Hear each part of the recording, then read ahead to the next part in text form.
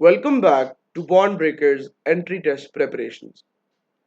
जैसा कि आप सबको पता है कि एमडी कैट फिजिक्स के हर एक चैप्टर को कॉन्सेप्चुअली पढ़ने के बाद, लेक्चर्स अटेंड करने के बाद और मॉडल एमसीक्यूज को करने के बाद हम उस चैप्टर को हमेशा एमसीक्यू सीरीज में डिस्कस करते हैं। एमसीक्यू सीरीज का मकसद नंबर 1 आपको कुछ नए कॉन्सेप्ट सिखाना, एग्जिस्टिंग कॉन्सेप्ट्स को एमसीक्यूज में इंटीग्रेट करना सिखाना और उसके साथ साथ एमसीक्यूज की तरफ एक अप्रोच डेवलप कराना है। तो चलिए अपनी MCQ series video number 4 rotational and circular motion को शुरू करते हैं। तो पहला जो क्वेश्चन है वो हमारे पास ईटा 2012 का पास्ट पेपर का क्वेश्चन है। कहता है कि the angular displacement by the minute hand after 5 minutes is. जिन लोगों ने हमारे इस चैनल पे एंगुलर डिस्प्लेसमेंट और रोटेशनल मोशन को पढ़ा है उनको पता है कि यहाँ पर कुछ क्लॉक प्रॉब्लम्स जो हैं वो एमडी कैट में एग्जामिनर्स के फेवरेट है, जिसमें वो मिनट हैंड, सेकंड हैंड और आर हैंड से रिलेटेड क्वेश्चंस देते हैं। अभी के लिए जो क्वेश्चन है वो मिनट हैंड का है। हमें ये पता है कि अगर एक क्लॉक का मिनट हैंड पूरी एक रेवोल्यूशन कंप्लीट करे तो उसमें कितनी डिग्रीज होंगी? 360 डिग्री। और एक अगर मिनट हैंड पूरा चक्कर कंप्लीट करेगी, 12 से शुरू करेगी और 12 पे आएगी तो आपके पास वो कितने मिनट्स होंगे? 60 मिनट। तो अभी हमने डिग्री से लेना देना है हमारा, तो एक डिग्री में आपके पास यहां पर अगर मैं एक मिनट में आपके पास कितनी डिग्रीज है वो आपके पास हो जाएंगी 6। 60 इंटू 6 आर 360। अब हमने पूछा है कि 5 मिनट्स में कितनी है, तो वो हो जाएगा 5 इंटू 6 डिग्री, वो हो जाएगा 30 डिग्री। तो इस तरह आपके पास सेकंड हैंड और आर हैंड से रिलेटेड भी एमसीक्यूज पूछे जा सकते हैं। तो इस तरह के बहुत से स्कीमेटिक एमसीक्यूज मैंने अपने लेक्चर्स में कंप्लीट किए हैं, तो प्लीज वहां जाके देख लेना। चलते हैं अपने सेकंड एमसीक्यू की तरफ। ये आपके पास एक मॉडल एमसीक्यू है और ये भी पास्ट पेपर का क्वेश्चन है। कहता है कि the minute hand of a large clock is 3 metres long, what is the mean angular speed. ठीक है, फिर से मिनट हैंड के बारे में डिस्कशन करनी है। तो हमने ये कहा कि मिनट हैंड जब एक चक्कर पूरा करेगी तो वो कितने रेडियन होंगे? 2 पाई रेडियन। और वो कितने मिनट्स में करेगी? 60 मिनट पे। इसका मतलब है कि 60 मिनट यहाँ पर क्या है? 60 मिनट यहाँ पे पास टाइम है और 2 पाई रेडियन आपके पास क्या है? Delta theta. हमें पता है कि angular velocity equals to delta theta angular displacement divided by time taken equals to 2 pi radian divide by 60 minutes. इसको अगर हम सेकंड्स में करें तो जाएगा 2 पाई डिवाइड बाय 3600। ये हो जाएगा आपके पास पाई बाय 1800। अच्छा, अब हमने क्या करना है? पाई बाय 1800 को सॉल्व करना है। तो हमें ये पता है कि हो जाएगा 3.14 डिवाइड बाय 18 इंटू 100। अब इस कैलकुलेशन को हमने इजी बनाना है। ठीक है, तो यहां पर ये हो जाएगा, यहां पर ये हो जाएगा क्या? यहां पर ये हो जाएगा 3.14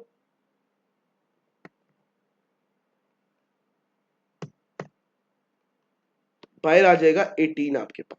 अच्छा, अब आप क्या करेंगे? अब आप 3 को नीचे लाएंगे, नहीं हुआ 0 पॉइंट। अब आप क्या करें? जीरो डाल दें या 1 को ले आए तो ये हो जाएगा 1000। ठीक है, हो जाएगा 18। तो इन 18 में कितने डालेंगे तो आपके पास 31 हो जाएगा। तो आपके पास 13 डालेंगे तो 81 हो जाएगा। फिर आप 4 नीचे ले आए तो ये हो जाएगा तकरीबन 7000। ठीक है, तो आपके पास जो आ गया वो ये आ गया 3.14 डिवाइड बाय 18 इक्वल टू 0.017। अब इसको डिवाइड बाय 100 करेंगे तो ये हो जाएगा 1.7 इंटू 10 पावर नेगेटिव 3। तो आई होप यहाँ पर कोई ऑप्शन होगा, बिल्कुल है बी ऑप्शन, 1.7 इंटू 10 पावर -3। तो एमसीक्यू करने का मकसद ये था कि अगर कोई कैलकुलेशन आपको मुश्किल लग रही है तो आपने उसको मैनिपुलेट करके अपनी मर्जी का आंसर कैसे निकालना है, ये चीज आपको सीखनी पड़ेगी। चलते हैं नेक्स्ट एमसीक्यू की तरफ। ये एमडी कैट 2023 और ईटा 2011 में पूछे जाने वाला पास्ट पेपर का क्वेश्चन है। और जिन लोगों ने मेरे YouTube चैनल से ये पढ़ा है रोटेशनल मोशन का चैप्टर, उनके नोट्स में ये लाजमी होने वाला है। तो कहता है कि the angular velocity of daily rotation of earth is, तो इजी से कॉन्सेप्ट है कि डेली रोटेशन ऑफ अर्थ जो है वो आपके पास क्या करता है 24 आवर्स में कंप्लीट होता है, और ये जो एक रोटेशन है इसमें कितने रेडियंस कवर होते हैं 2 पाई रेडियंस, तो omega equals to 2 pi by 24, तो ये हो जाएगा पाई बाय 12 आवर्स यहाँ पे कवर हो जाएंगे। ठीक है, इसी तरह आपके पास ऑर्बिटल मोशन अगर आ जाए किसी भी एमसीक्यू में, एमडी कैट के आने वाले पेपर में ऑर्बिटल मोशन का सवाल आ जाए तो वो हो जाएगा 2 पाई बाय 365 डेज। ठीक है, यह हो जाएगा पाई बाय 182 डेज। इस तरह का कोई एमसीक्यूज भी आपके पास आ सकता है अर्थ की रोटेशन से रिलेटेड। ठीक है, आगे चलते हैं। Which one of the following represents uniform circular motion? ये एमसीक्यू आपके कॉन्सेप्ट को रिलेट करने के लिए बनाया गया है सर्कुलर मोशन के एक्सेलरेशन के साथ। तो यूनिफॉर्म सर्कुलर मोशन होता क्या है? ऐसा मोशन जिसमें बॉडी जब सर्कुलर मोशन परफॉर्म करती है तो उसकी स्पीड क्या होती है? कांस्टेंट होती है। अच्छा सर, अगर एक बॉडी है वो सर्कुलर मोशन कर रही है और उसकी जो स्पीड है वो कांस्टेंट है, इसका मतलब है उसका मैग्नीट्यूड ऑफ वेलोसिटी क्या है? कांस्टेंट है। इसका मतलब है लीनियर एक्सेलरेशन क्या होगी? जीरो। अब इनमें से एक तो वो वाला ऑप्शन हो गया कि भाई ए जीरो होने वाला है। ठीक है, ए जीरो होने वाला है। अब ए किस में जीरो है? ए दो ऑप्शंस में जीरो है। ठीक है, अच्छा अब क्योंकि आपके पास वेलोसिटी है तो वेलोसिटी का कुछ मैग्नीट्यूड है, कुछ डायरेक्शन है। जो मैग्नीट्यूड की वजह से चेंज होने वाली एक्सेलरेशन थी वो तो जीरो है, लेकिन आप सबको पता है वो वाली एक्सेलरेशन जो वेलोसिटी की डायरेक्शन की चेंज होने की वजह से, जिसको हम सेंट्रीपिटल एक्सेलरेशन कहते हैं, वो कभी भी जीरो नहीं हो सकती। तो इसमें आपके पास option number B is the correct option. ठीक है, चलते हैं अपने नेक्स्ट एमसीक्यू पे। नेक्स्ट एमसीक्यू में कहता है, अब ये एमसीक्यू ऐसा है, ऊंची दुकान और फीका पकवान। मतलब आपको यह बताने के लिए एमसीक्यू डाला गया है कि अगर किसी एमसीक्यू की लेंथ ज्यादा है, इसका मतलब ये नहीं कि वह एमसीक्यू बहुत ज्यादा मुश्किल है या बहुत ज्यादा टेक्निकल है। ठीक है, देखते हैं एमसीक्यू की तरफ। The racing cars of masses M1 and M2 are moving in circles of radii R1 and R2.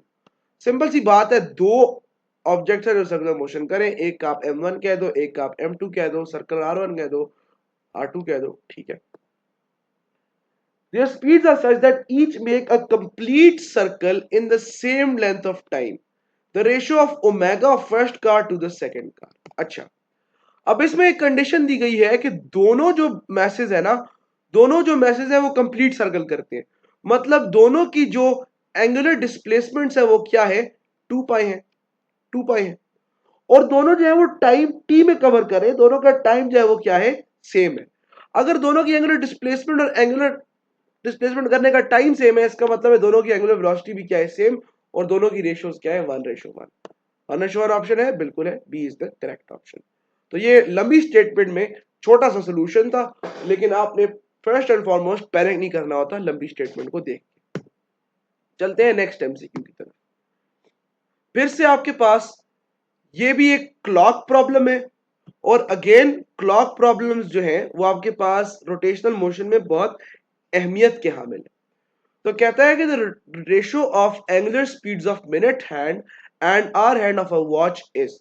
तो सबसे पहले हमने ये देख लेना है कि आपके पास angular speed of a minute hand क्या है और angular speed of an hour hand क्या है। हमें ये बात पता है कि एक मिनट हैंड जो है वो 2 पाई कवर करती है इन 60 मिनट्स, यानी कि वो 2 पाई रेडियंस कवर करेगी इनटू 3600 सेकेंड्स के अंदर। और आर हैंड के बारे में हमें पता है कि वो 2 पाई कवर करेगी 12 आवर्स के अंदर, और वो 2 पाई कवर करेगी 12 इंटू 3600 सेकेंड्स के अंदर। ठीक है, अब हमने क्या करना है, ए और बी की क्या कर देनी है? रेशो फाइंड कर लेनी है। तो 2 pi divide by 3600 divide by 2 pi divide by 12 into 3600 reciprocate हो जाएगा, रेसिप्रोकल ले लेंगे, 12 इंटू 3600 डिवाइड बाय 2 पाई, ये कैंसिल, ये से cancel, 12:1 is the correct answer. 12:1 is the correct answer. तो ये क्लॉक प्रॉब्लम्स डालने का मकसद ये है कि आपको एक अप्रोच मिल जाए, क्योंकि क्वेश्चन इसमें से एमडी कैट में लाजमी आने वाला है। चलते हैं नेक्स्ट एमसीक्यू की तरफ। ये एक काफी अच्छा एमसीक्यू है क्योंकि इसमें दो चैप्टर्स के कॉन्सेप्ट्स आपके पास अप्लाई हो रहे हैं। Number one, cross product from vectors, और उसके साथ साथ आपके पास एंगुलर वेलोसिटी फ्रॉम रोटेशन। इन दोनों के कॉन्सेप्ट्स यहां पर यूज होने वाले। तो कहते हैं कि if a position vector of a particle is r equals to 3i cap plus 4j cap and its angular velocity is omega equals to j cap plus 2k cap radians per second, the new linear velocity is। अच्छा, हमने क्या सीखा था? हमने ये सीखा था कि जो लीनियर वेलोसिटी होती है वो ओमेगा क्रॉस आर होती है रोटेशनल मोशन के चैप्टर में। ठीक है, अब हमने क्या करना है, सीधा सीधा दोनों का क्रॉस प्रोडक्ट लेना है। ओमेगा की क्या वैल्यू है? J cap plus 2k cap. Cross किसके साथ करना है हमने? 3i cap plus 4j cap के साथ। ठीक है, दोनों का क्या लेंगे हम? क्रॉस प्रोडक्ट लेने वाले हैं। तो चलिए, आप लोगों को मैंने एक साइकिल ट्रिक सिखाई थी जब हम क्रॉस प्रोडक्ट पढ़ रहे थे अपने इस चैनल पे। वो साइकिल ट्रिक ये थी कि आपके पास आप क्या करेंगे, तीनों यूनिट वेक्टर्स को ऐसे करके लिखेंगे, और जब हम क्लॉकवाइज आ रहे होंगे तो नेक्स्ट दो यूनिट वेक्टर्स के साथ जो नेक्स्ट वेक्टर होगा वो आंसर होगा, और एंटी क्लॉकवाइज वो आंसर जो माइनस के साथ होगा, यानी कि आई क्रॉस जे के क्रॉस आई जे। ठीक है, लेकिन उल्टा करेंगे, जे क्रॉस आई माइनस के हो जाएगा। तो इसी कॉन्सेप्ट को अप्लाई करते हैं। तो पहला आ जाता है आपके पास जे क्रॉस 3i कैप। तो जे क्रॉस आई जो है वो क्या आएगा? माइनस के कैप, तो जाएगा -3k कैप। ठीक है, फिर जे क्रॉस जे आ जाएगा। जब भी जे क्रॉस जे आएगा या कोई भी यूनिट वेक्टर अपने यूनिट वेक्टर के साथ क्रॉस प्रोडक्ट लेगा तो आंसर क्या होगा? 0। फिर आपके पास आ गया 2k कैप, ये हो जाएगा आई के क्रॉस आई, तो आ जाएगा जे, ये आ जाएगा आपके पास 6j कैप। फिर आपके पास आ जाएगा ये -8i कैप। ठीक है, तो v equal to -3k cap plus 6j cap -8i cap. तो क्या ये आपके पास ऑप्शन है? तो बिल्कुल पहला ये ऑप्शन जो है वो आपके पास करेक्ट ऑप्शन है, -8i cap plus 6j cap -3k cap. चलते हैं नेक्स्ट एमसीक्यू की तरफ। ये भी आपके पास ईटा 2016 का पास पेपर एमसीक्यू है। तो एमसीक्यू में स्टेटमेंट में कहता है कि a wheel starts from rest and has an angular acceleration of 4 radian per second square. When it has made 10 revolutions, its angular velocity is। तो जब हम अपना चैप्टर स्टार्ट कर रहे थे तो मैंने आप लोगों को एक तावीज बताया था कि आप क्या करेंगे कि आप अपने पास जो लीनियर इक्वेशन ऑफ मोशंस है, आप क्या करेंगे, आप उनके रोटेशनल एनालॉग्स अपने पास लिख लेंगे और उससे आप इधर उधर खेल के आंसर निकालेंगे। तो आपके पास ये एक इक्वेशन है, अब हमने यहां से निकालनी है, एक्सट्रैक्ट करनी है इंफॉर्मेशन। स्टार्ट्स फ्रॉम रेस्ट, इसका मतलब है कि ये तो हो गई भाई 0, तो ये सिचुएशन होगी alpha theta equal to omega F square. अब आपके पास 2 इंटू अल्फा क्या दिया गया है? 4, बिल्कुल 4 दिया गया है, और थीटा दिया गया है 10 रेवोल्यूशन। अच्छा, एक रेवोल्यूशन में कितने होते हैं जी? 2 पाई रेडियन। तो 10 में कितने होंगे जी? 20 पाई रेडियन। इसमें कोई खास बात तो थी नहीं, equal to omega F square. 80 into 20 pi, तो ये हो जाएगा जी 160 pi equal to omega F square. तो इसको सिंप्लीफाई कर लेते हैं, ये हो जाएगा जी 160 into 3.142 equal to omega F square. तो ये हो जाएगा तकरीबन तकरीबन अंडर, अगर मैं इसको 3 से मल्टीप्लाई करूं ना तो 480 आएगा, और ये सारे ऐड करूं तो तकरीबन 500 तक आपके पास आंसर आना चाहिए। Under root 500 equal to omega F. अब हम देख लेते हैं 16 इंटू 16 आपके पास बिल्कुल भी जो है आपके पास अंडर रूट 500 नहीं आता, बल्कि 16 इंटू 16 आपके पास 256 तक की वैल्यू आती है। ठीक है, अच्छा 22 रेडियन पर सेकंड, इसको करके देख लेते हैं। 22 into 22, 2 2 jar 4, 2 jar 4, 2 2 jar 4, 2 2 jar 4, 44 हो गई यहाँ पे ये। तो ये 2 2 जार 4, 2 2 जार 4, तकरीबन 480 आपके पास आ गया। तो ये आपके पास करेक्ट आंसर है, 22 रेडियन पर सेकंड। ठीक है, चलते हैं नेक्स्ट क्वेश्चन की तरफ।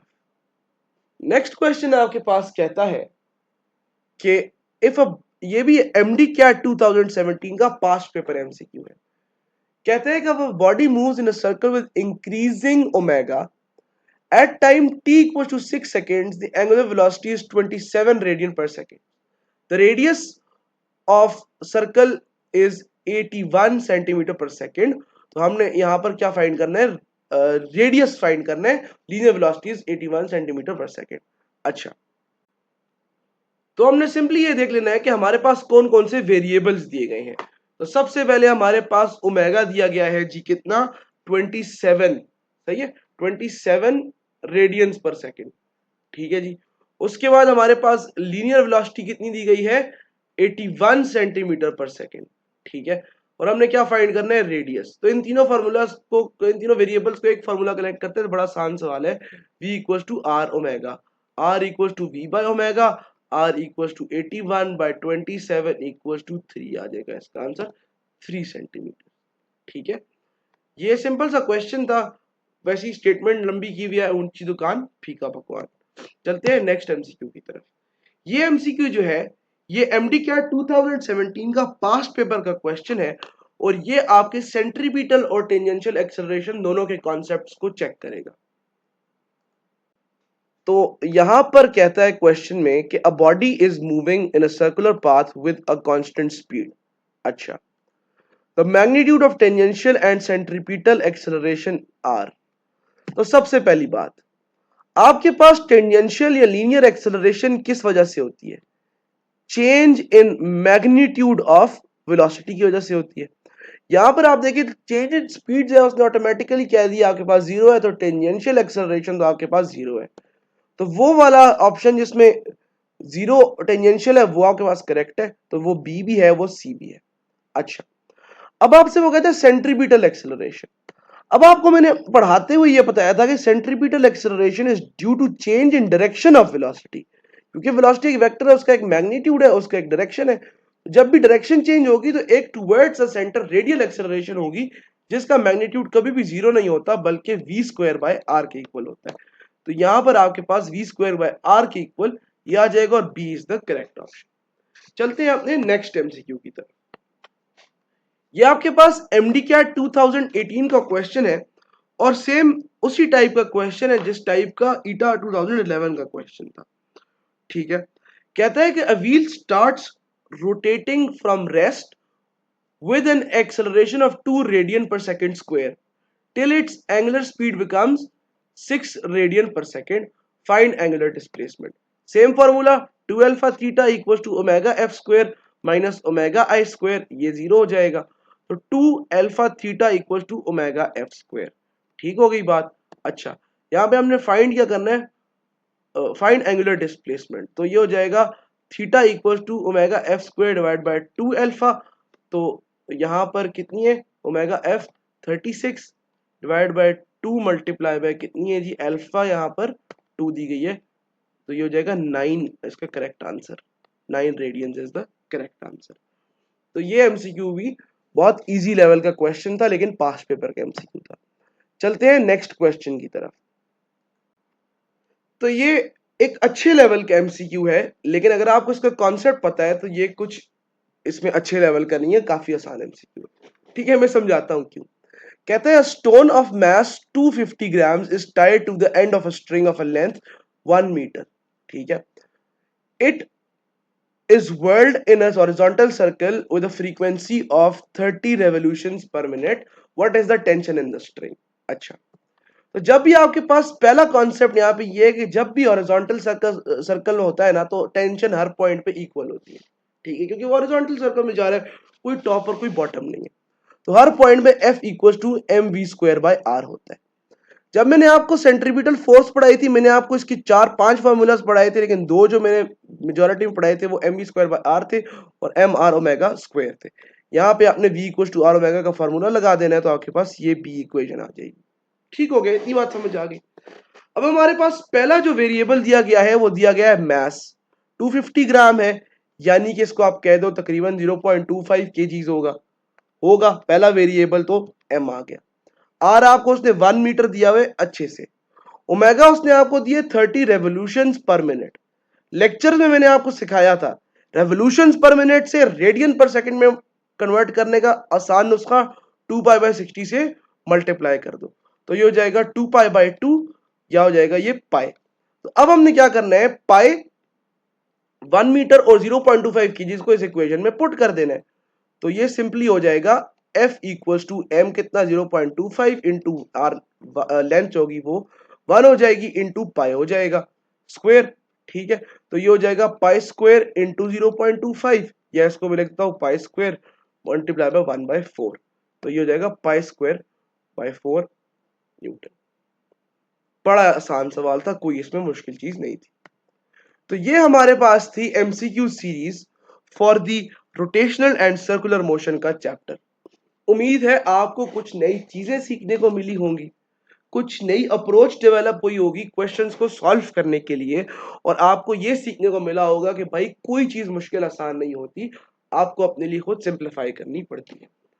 तो ये था आज के लिए हमारे पास लेक्चर।